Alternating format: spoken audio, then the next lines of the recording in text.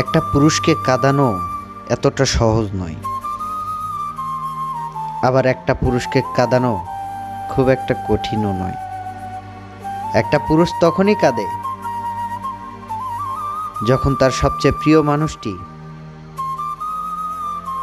তার কলিজাতে আঘাত করে, অবহেলা করে। আর সবচেয়ে আনন্দ পায় কখন জানেন? একটা পুরুষ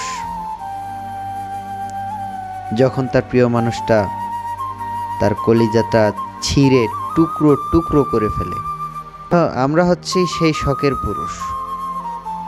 যেমন গাভী যতক্ষণ দুধ দেবে ততক্ষণ সে ভালো, দুধ দেবে না তো গাভীটা ভালো না। এটাই বাস্তবতা। আমরা পুরুষরা না পারি কাঁদতে, না পারি আপনজনের দেওয়া অবহেলা সহ্য করতে।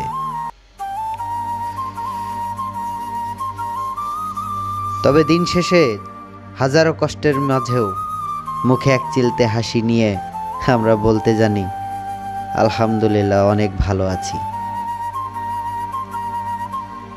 মনে হাজারো ব্যথা নিয়ে আমরা বলতে জানি যে আমি অনেক সুখে আছি।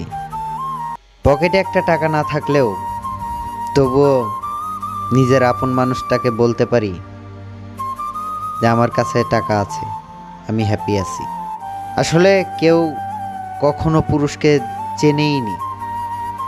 যদি চিনতে পারতো তবে একটা নারী সে ব্রেন স্ট্রোক করে মারা যেত। কারণ কি, একটা পুরুষের মাথার ভিতরে যে টেনশনগুলো থাকে, এই টেনশনের কিঞ্চিত পরিমাণ,